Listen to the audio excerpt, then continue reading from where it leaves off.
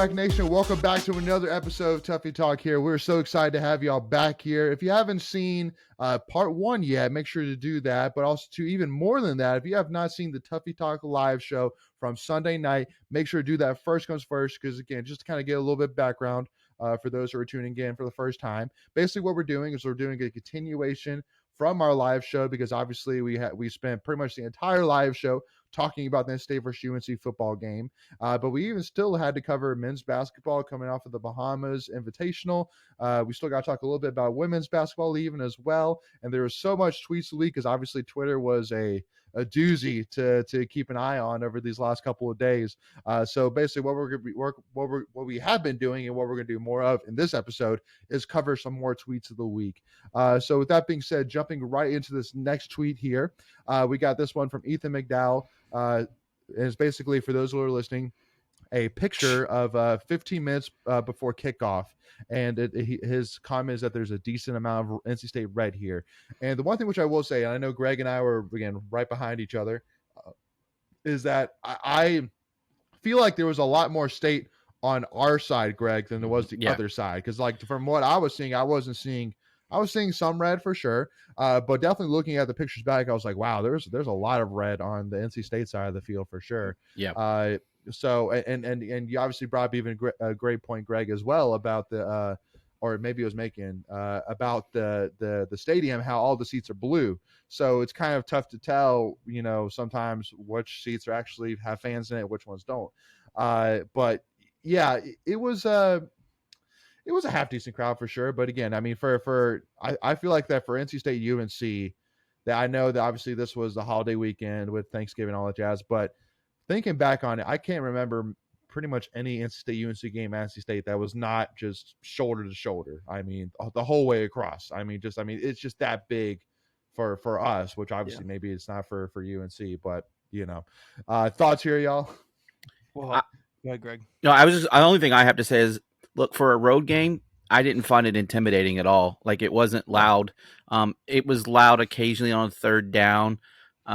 So for us as a road team, look, I wasn't on the field, and I'm not hearing call signals and all that. But I mean, we could talk normal to each other. Yeah, it's true. It's true. But I didn't feel like it was it didn't feel like a road game where we were at a disadvantage. Yeah, I'd agree with that. Yeah. And I think that just comes from, first possession, our defense stopped them 3 and out, and then the next possession we scored in 3 plays, and that was it. That's the way you do it, right? The crowd noise, yeah. Exactly. Yeah, I'm looking here. I can tell you what, though. Maybe you guys say it was had decent crowd, but I'll tell you what, that's pretty stereotypical UNC football right there. I mean, that's bad, and they want you to think. I know the whole adding in the blue seats was to, take away the bad aesthetics of the aluminum bleachers seats, but man, you can still see that's bad. That's just, you can tell there's enough people missing there. You can see where they're sitting. I mean, that's pretty poor showing there. 15 minutes before kickoff. I'm gonna say this too. I know it's not this bad, but kind of where it kind of comes across to me, just as State fans, when State fans don't come back in around halftime. To be honest with you, sure. I don't want to, get too salty in that regard, but that it doesn't look that bad. But there are spots where it can, and that's coming out of halftime for State, and that's not usually not kickoff or any other quarter of the game. But obviously we make fun of UNC about that, and it leaves an impression to people, and I bet you makes an impression to recruits. Even more so, it makes an impression. Yeah. Well, I get where you're going with that, Greg. Yeah, they're still going to go there because it's Jordan brand. Right.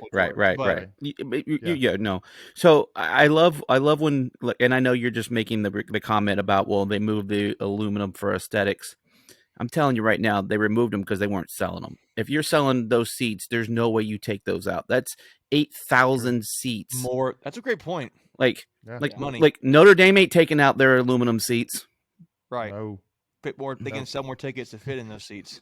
Which because the beautiful thing too with aluminum seats is that you can basically make a seat like 3 to 4 inches wide and be like, that's your seat. Because how many times have you looked down at an aluminum seat being like, how am I supposed to fit here between two people? Like, that's not going to happen. But so it's like, fun story. But to them, they're like, I don't care. Sit there. I'm making money off you. Go. For years, we didn't buy the chair back set at Carter Finley. But when we didn't, you're right. Our seat was this. But now that I have a chair back, it's this big. Yeah.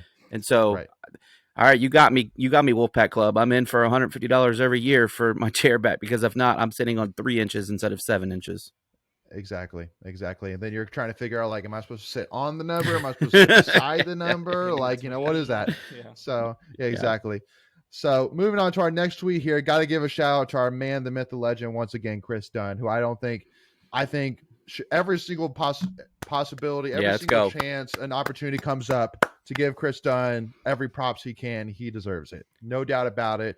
No ifs, ands, or buts about it. The amount of adversity this guy has been through in his in-state career, and to come out absolutely on top, only missing 1 field goal all season, looking like an absolute home run for the Lou Groza Award. I would be absolutely shocked for sure if it was Hula Bowl invitee.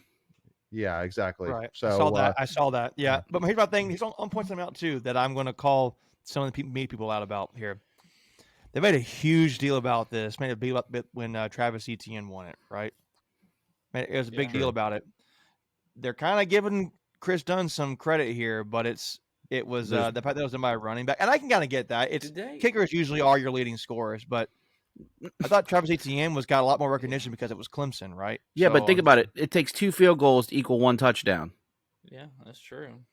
Yeah, I know. But you get what I'm saying? A lot of times kickers are the ones who are leading, scorers at their school. So. But again, so let's pump the brakes here. Remember, Etienne, basically had a year and a half of extra playing because of all those playoff games that they played in, right? That's true. So let's compare it. And now, Grant Dunn did have his COVID year, so if you put it on the same level, they played probably. I would still say Etienne played more games than Dunn. Mm-hmm. Well, and again too, it just comes down to, at the end of the day, just give respect. And I mean, because you could always play the game of the what ifs, like what if Ted Brown's records also included bowl games, like etc. But it's it's kind of like the LeBron Jordan debate. It's like, well, that's not a debate. Comparing different. Well, but for some it's not. For some it is. But then it's like you could go down a rabbit hole talking about that for ages. But at the end of the day, the point being, Chris Dunn, the GOAT, greatest in-state kicker of all time, and I mean, obviously being the leading scorer in AC history, maybe up there in conversation for ACC. Just saying, not saying he is, just saying he's in the conversation. That's all I'm saying there. Yeah, gotta be. So moving on to our next tweet here, got to give a shout at JJ with 2 J's says, wins over ranked teams, giving Jack Chambers 1, MJ Morris 1, Ben Finley 1, Drake May 0. And obviously this comes with a little bit of a asterisk of a sort, because obviously there's a little bit of well, how are we kind of grading this? Because basically, I guess what the thought of this is at the time, was the team ranked, correct? Basically, because Jack Chambers, he beat Florida State when Florida State was ranked. MJ They're still Morris, ranked. He beat Wake Forest when Wake Forest was ranked. Yep. Ben Finley, he beat UNC, and they're ranked. Drake May hasn't beaten anybody that was ranked at the time, because he beat Wake Forest, but he beat Wake Forest when they weren't ranked anymore. And he beat Notre Dame too. So, oh no, he lost Notre Dame. Excuse me. Yep. I corrected myself. So. But still, point being, again, there's a couple different other tweets that basically say the same story here. But, I mean, got to give a shout out here. I mean, to me, the coaching staff, I mean, what they've done this year, and because I think it was even Riley Williams from IPS, I saw a tweet saying it, that the fact that he won 8 games this year with 4 different quarterbacks. I mean, I couldn't. Tweet of the week too. Well, it will be. It will be. Yeah. It will come up here. But I just want to go ahead and bring that up. That to me, I would love to know the how many teams played with 4 quarterbacks and had a winning season. I feel like that's probably not many ever. teams. I would like to know ever how much ever. Agreed. ACC Network put out a tweet saying it's the first time it's happened in at least 15 years. Yeah. I don't know if they just didn't go back further than 15 years, but it's at least 15 years. Yeah. At least, for sure. Yeah, I mean, it's got to be maybe on 1 or 2 hands, maybe ever. Yeah, like it's got to be rare. That's on one. It's like just playing 4 quarterbacks in a season is rare. To have 4 of them get wins, Like, Yeah. And particularly have to start with them. Let me point that out too. Have to start with them. And to play, I mean, again, relatively tough schedule. Again, I mean, Florida State, Wake Forest, UNC, Clemson. Here's my question. Here's my TCU. question. And I kind of think I know the answer to this, but like, what does Dave Doran have to do to win ACC Coach of the Year? I think is it win a championship? I don't think so, because Mike Elko is being considered for Coach of the Year, and he's not going to win any championship this year. Cutcliffe did the same. He's won. Right. Yeah. So that's not really it. Is it? I don't know. I mean, you would think the reason why people are saying Mike Elko should get it is, to me, the same reasons, if not more so, why Dave Doran should get it. Like, he's having to outperform what he has given his players on his, that are starting. And I think, or maybe it's on a roster thing, but when you're down players, that's kind of like this, comparing apples to apples a little bit, I would say. So, it just goes to more. You have to coach harder when you don't have your star players, right? Is it expectations? Like, is Duke expected to do so little that you had a winning season your first year? Yeah. Oh, wow, that's the bar. Should win it. I mean, like if Georgia Tech next year the coach comes in as 7-5, does he get, Coach of the Year? Coach of the Year? I mean, I don't know. I just think that's a silly way to judge it. I just think what's been the most impressive thing. I think you could even still argue that Dabo Swinney should win it this year. Other than after that lost South Carolina, maybe not. But I was thinking if he had won that game, I was thinking managing and balancing the DJ Uiagalelei. I say if he puts Cade in and wins with Cade, then probably. Yeah. I mean, he had to balance that to some degree, but maybe not him. I don't know. I just don't see. You could run on the list. It's not the guy at UVA. It's not the coach at Virginia Tech. It's not Georgia Tech. It's more likely Elko. I would say this too. Would it be Mike Norvell? I was just thinking Norvell. Yeah, he's a fair option too. It's not Cristobal at Miami. It's not Dino Babers. Well, I guess the thought is in the kind of because. Yes, I mean, if Doran didn't win the ACC Coach of the Year back in 2020 and they gave it to Brian Kelly instead, it's going to take him basically winning a championship to do it. I am going to add this in here. I'm going to add this in here real quick. 1 second. Would Mac Brown be considered, if they had not lost to State on Georgia Tech, I think he would have won it because he just totally went from no wins on the road to won every road game, right? So that's a big accomplishment. And again, low expectations.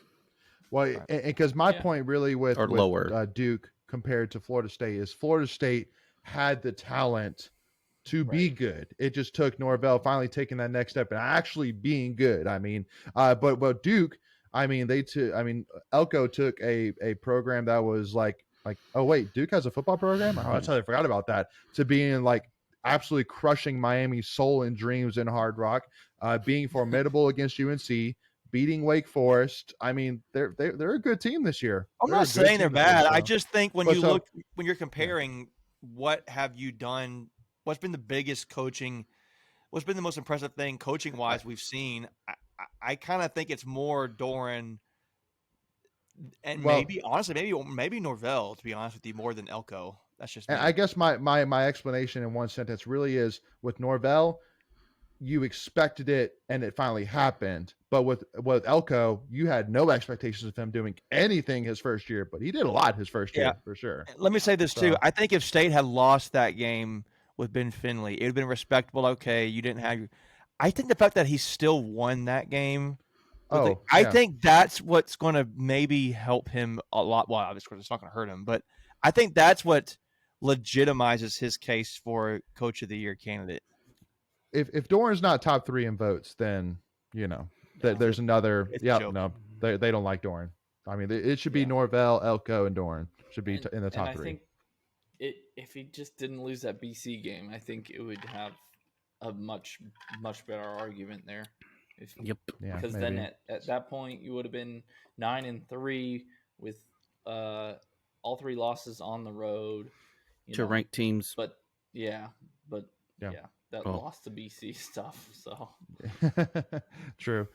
All right, yeah. Moving on to our next tweet here from Pack Report. Our state, baby. So for those listening, it's a graphic saying In-State has beat Carolina 2 years in a row, 5 years out of the last 7. So just once again, I mean, and I think we'll kind of even talk a little bit here too about the winning the state championship as well, and how Doran, made it very clear like this is going to be a huge piece even for recruiting as well. Obviously, being able to say like, we were the best team definitively in the state of North Carolina this year because we beat all three teams, and obviously, we didn't get a chance to play App State, which obviously, maybe that would have been the deciding factor, No, well, I'm more giving App State a hard time because they were all like, they're the best team in NC. Yeah. And then we give beat me a Texas break. A&M. Give me a break. So not even going to a bowl game. So, yeah. No. And Luke comes like, NC don't want to come up the mountain and face us. We're literally playing you guys. We just announced the home and home series. Yeah, is that 24 or 20? Yeah, so I'm pulling this up, right? 25, we can really claim a state championship. We play East Carolina, App State, Campbell, Duke, Carolina.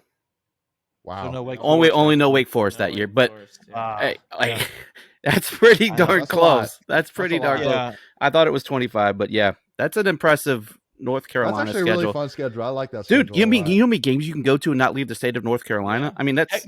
And I'm gonna make a side note. So, it's not the same as what you're saying. I want to broaden it. Next year's road game schedule, guys, for state fans, it's easy, very, very drivable. Easy. I mean, minus UConn, right? But at UVA, at Virginia Tech, at Duke, and at Wake Forest. Are we playing at Clemson? No, they're at state. Clemson will be at home. Yeah, I didn't know if it's because you're getting rid of divisions, if that just kind of changes it this upcoming year. No. It screws it a little bit, but not in that regard this time around. See what I'm saying? Like UVA, Virginia Tech, Duke, right down the road, and Wake Forest. That's nothing. It's like the furthest drive is Virginia Tech in that regard, and that's 3.5 hours from Raleigh. So. Yep, absolutely. So again, y'all, it's exciting. Again, well, hey, we'll definitely put the feather in the cap for sure. Go ahead. That's a sick picture. That's a sick picture. No, Devin Carter was a man among boys that game. I think it was Chuck Coates who had the picture on his Facebook page where there's the stiff arm like of Devin Carter and the dude's just like flying back in the air. Like that is one. Whoever grabbed that photo, that's a great shot. And then the second play of NC State's first drive, and Storm Duck and the commentators say, "Oh, Storm Duck fell over," and you watch that. Devin Carter never laid a finger on him. He just got his ankles broke. Simple as that. So that's all we're saying on that. Moving on to our next tweet here. So this one I feel bad a little bit just because it's a young girl here, so I feel bad. I know she obviously didn't know she was going to be on a worldwide meme, but now she's right up there with the Villanova Piccolo player. Yeah. She's right up there. We need to make like a montage anytime State breaks another team's heart, just to continue to add them to like the collection of. This needs to be a big head at the basketball games. Yeah. That would be. I like it. Layton's trying to be nice, and he feels bad. Well, again, I do feel bad for a little bit. It's hilarious. I know. I'm so, kidding. But yeah, walk it off, girl. Walk it off. Rub some dirt on it. Walk it off. Not really. All right, moving on to our next tweet here. So this one is kind of a little bit of a doozy here, so we're going to kind of walk you through it here a little bit. But this is a tweet from @David Hale David Hale Joint. And it's basically a list of the most wins versus bowl eligible FBS opponents. And it has TCU at 8, UGA at 6, 7, NC State at 6. And among the other teams at 6 include Michigan, Ohio State, LSU, Tennessee. And then he also has another list of the most wins versus 7+ win FBS teams. So meaning FBS teams that have won 7 games or more. Mm-hmm. And there's a list that includes NC State. But included on there is Clemson, Michigan, Ohio State, Louisville, even TCU, and Georgia. So I want to jump in here. Go for it. Another reason. This is probably another really good argument why Dave Doran should win Coach of the Year this year. I mean, I don't see. We talk about Duke and Florida State. I don't see those guys on this right here. Do you? Yeah. I mean, it's just, to me, it's just like a thing where this is just clear-cut, more evidence that State's, outperformed what they did with giving 4 different quarterbacks, and it blows my mind that he's probably not going to win this year. But and then when we talk about those 4 quarterbacks, right? Like obviously you had Devin Leary, ACC preseason favorite of the year, But then you brought in Jack Chambers, who came in during the summer. You bring in MJ Morris as a true freshman, comes in during the summer. And then you have four-string Ben Finley, who had no reps. So if you look at it from that perspective, you only had 2 quarterbacks that went through your spring ball. So the mere fact that they picked up the offense and performed at the level they did is a testament to the coaching staff and not only getting your players prepared, but then setting them up for success. Yeah, I totally agree with that. Absolutely.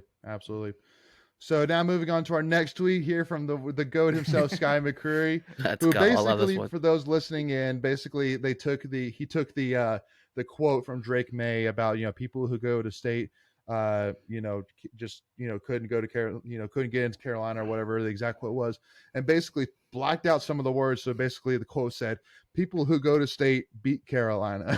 And I love it.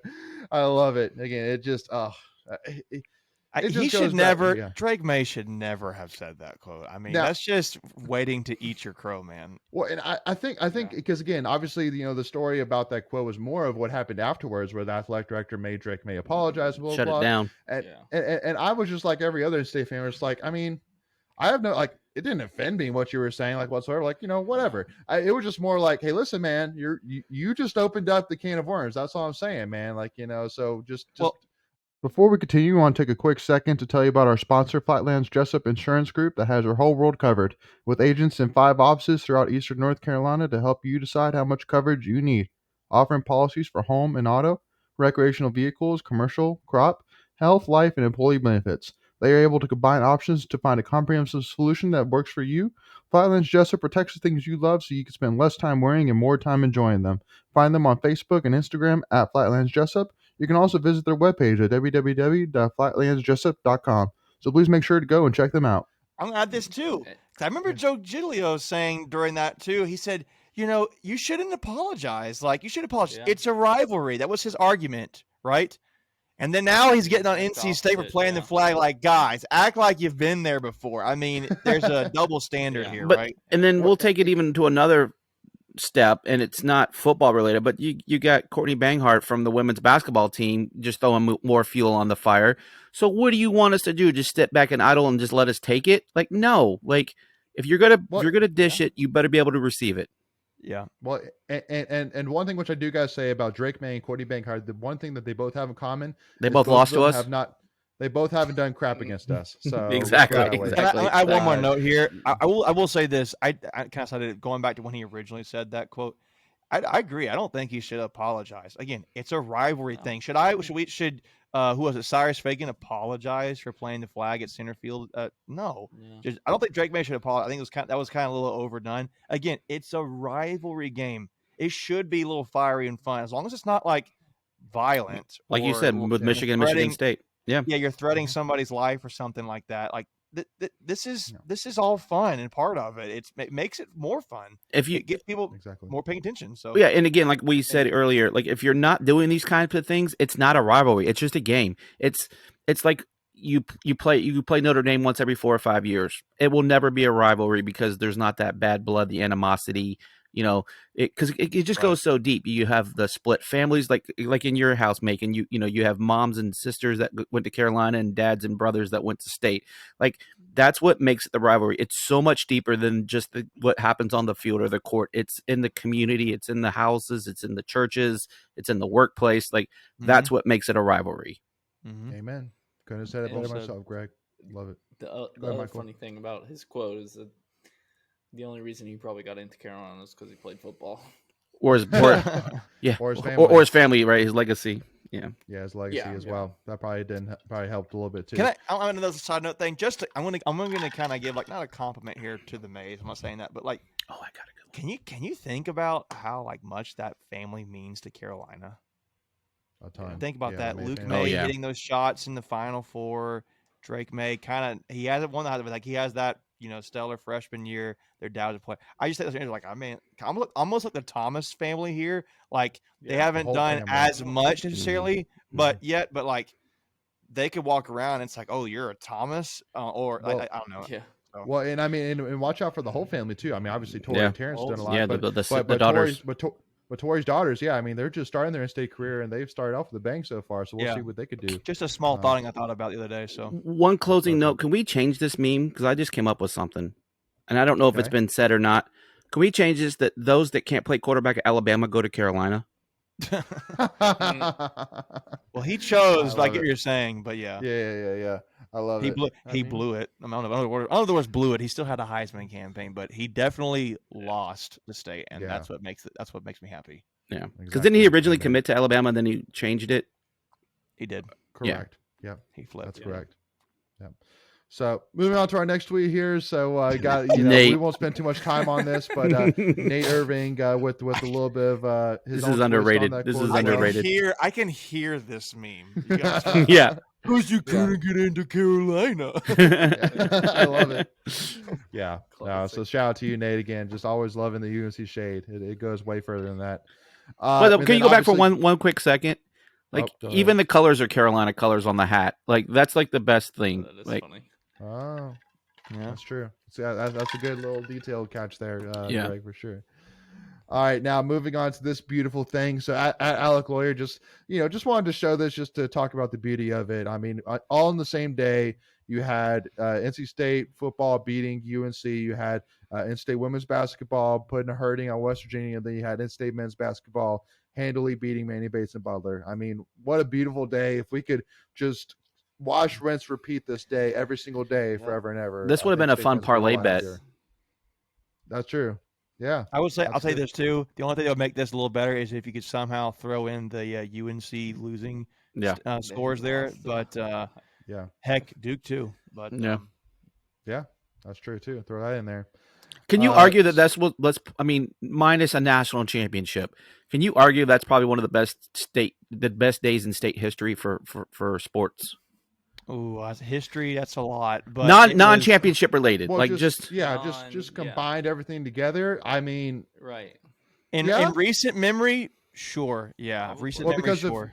Because not only just two, I mean, that men's basketball game was huge just for more of us NC State really than from a national perspective. Just because of the fact that, I mean, how many teams have ever played, at least in the, obviously the recent times have kind of brought to it, but you're playing one of your former star players. I mean, that's an odd situation. Mm-hmm. So it's interesting. Yeah. Anyway. Yeah. Yep. No, good point, Greg. Absolutely. I think a lot of State fans, including myself, would agree with that for sure. It's definitely in the conversation, no doubt. Moving on to this next one here, got to give a shout out to Daniel Hicks and his family. For those who are listening, basically it's a picture of looks like, has the kick been kicked yet? No, I think he's lining up. So it's lining up for the kick, the final kick that he missed. He has. Did he? Scores 327. Yes, it has. Okay. I think. No. Well, no, because it's. Oh, I get what you're saying. It wasn't final. It wasn't final yet. Yeah, it wasn't final score yet. Yeah. It looks like fourth and blah blah blah. Yeah, he's walking out to the kick.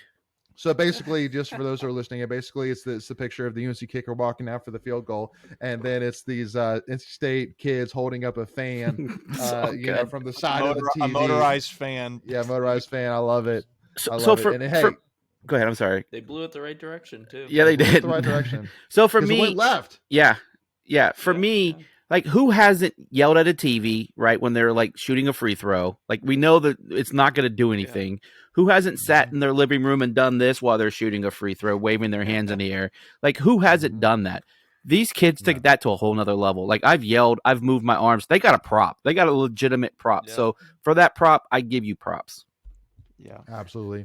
So going to kind of breeze through here a little bit here, but this is one that I wanted to kind of we have two more, this one and one more that I wanted to show here, but this one in particular from David Hill Joint that I wanted to give a shout out again to our NC State defense that deserves all of the credit and then some. It's crazy to me. Like, it's almost a pinch me moment that I think back to, 2017, 2018, a little bit earlier, where like just our pass defense was just non-existent. You might as well not even had cornerbacks and nickelbacks out there. And that's not any disrespect towards any of the players on that team, but just stats are stats. Just unfortunately, we just could not stop the pass to save our life. And then now here we are, where not only are we pretty much sound across the board. I mean, again, we are one of only 3 teams in the ACC during the playoff era that have allowed 30 points or less in every single regular season game. No, not to allow 30.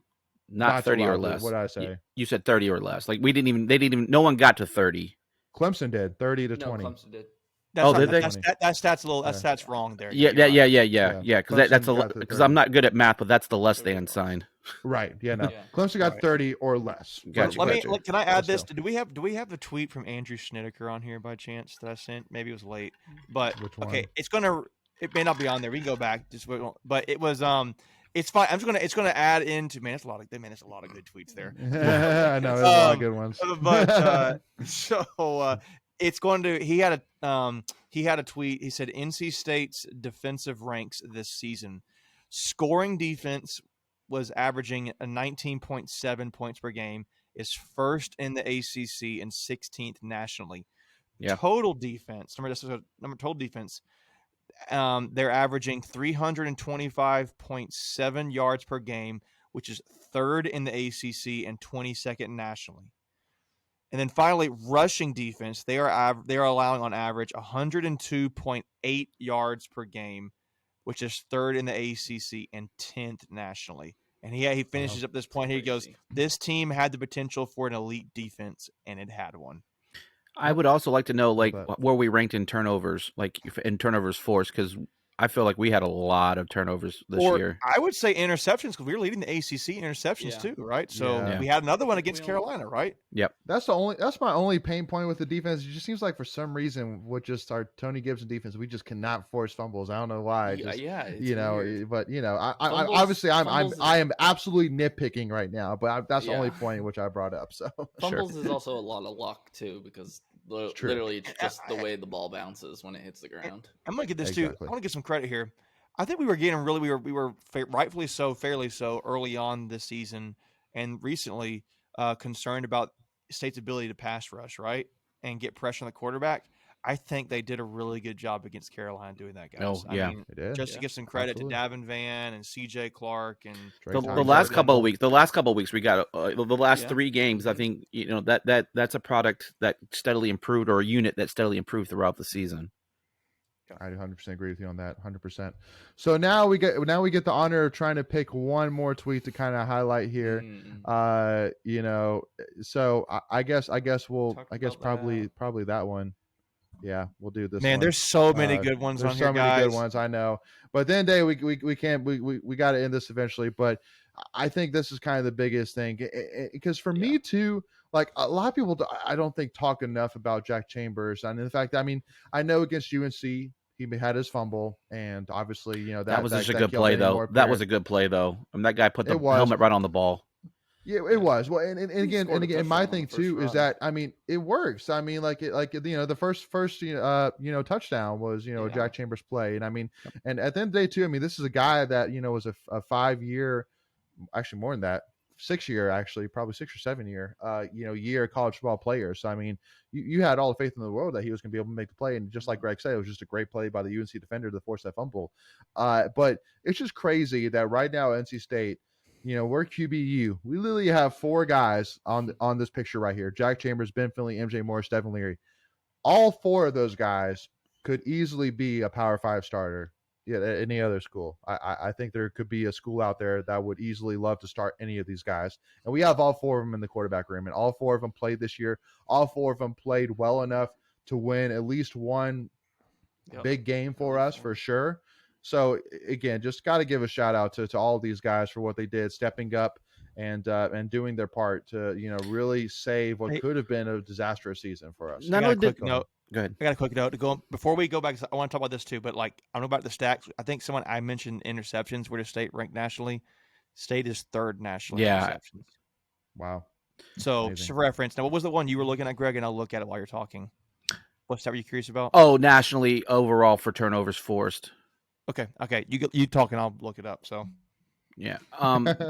For me, not only did these guys win a game, they won ACC games. It wasn't they beat some FBS team, because that's the easy FCS route. Team. Yeah, FCS. Excuse me. They won out and at least each won one ACC game, and then just one. Yeah, because Finley just got the 1 win, but we were close to each of these guys getting 2 wins. 2. Yeah. Yeah, I mean, Ben Finley was right in there with Louisville. You know, a couple plays each way, and that could have gone a different way. And so, yeah, 100% agree with you on that. Yep, found it here. So, State tied for 31st. Okay, the fumbles is what hurt us. Yeah.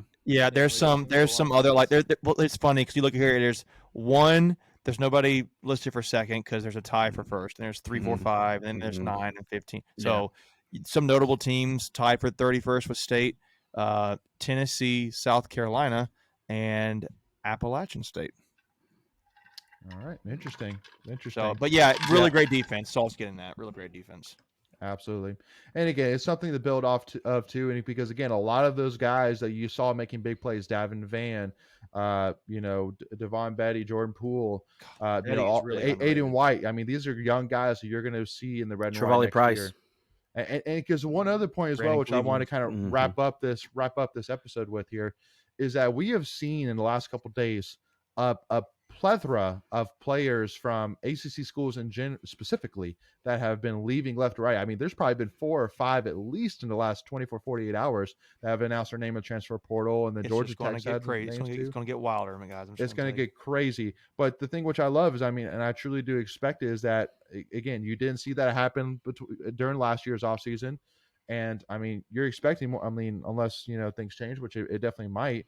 That hopefully, French State, it's kind of the same thing. I mean, because Wake Forest even too. Sam Hartman basically publicly said, "I'm ready to get the heck out of here." And wait, so really, what did he say?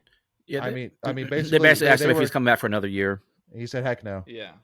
He said that? And not so many words under his breath. Wow. It was kind of like a heck no.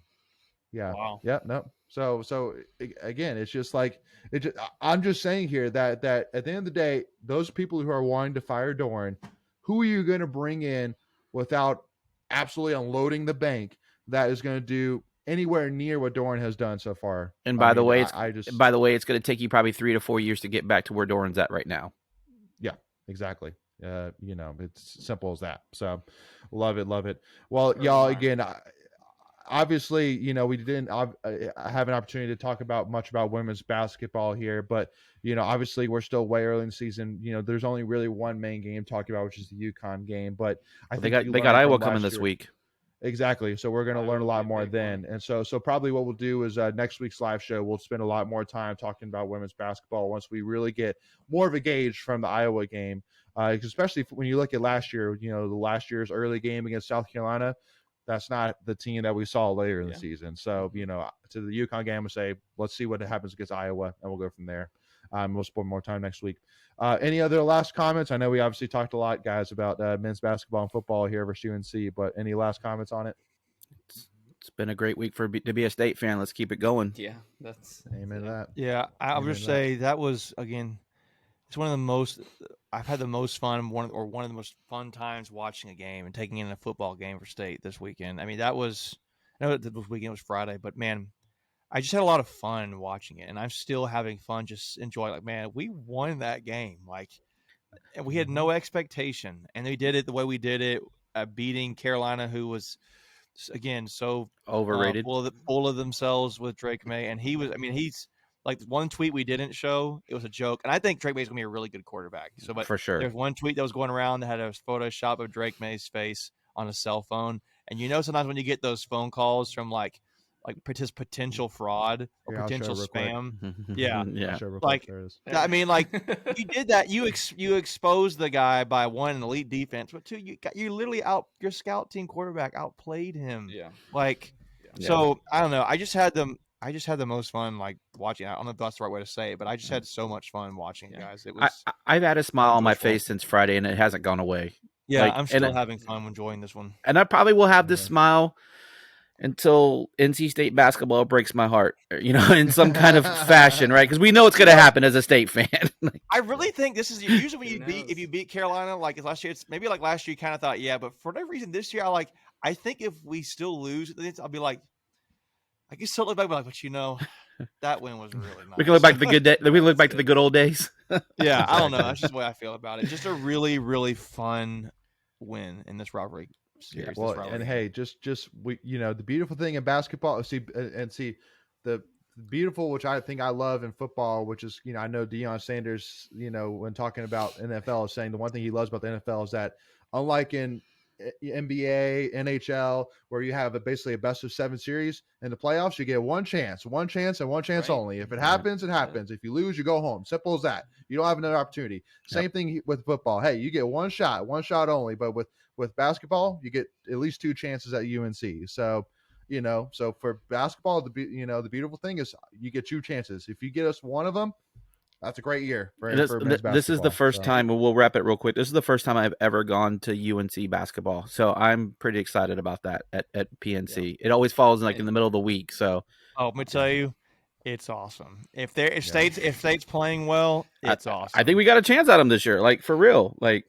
They've been exposed a little bit, and granted, it's not March yet, and they'll probably figure it out. But man, Layton knows. Oh, yeah. And we were at that TJ Warren game with what was the guy's name? Marcus Page. That was a heartbreaker. But the year before that, and that was awesome. Yeah, it gets lit. With the new AP poll, Houston's the new #1 team. It's the first time they've been number since '83. UNC. I've never seen UNC get crapped on. Yeah, I like it. And we're and if you really want to get cray.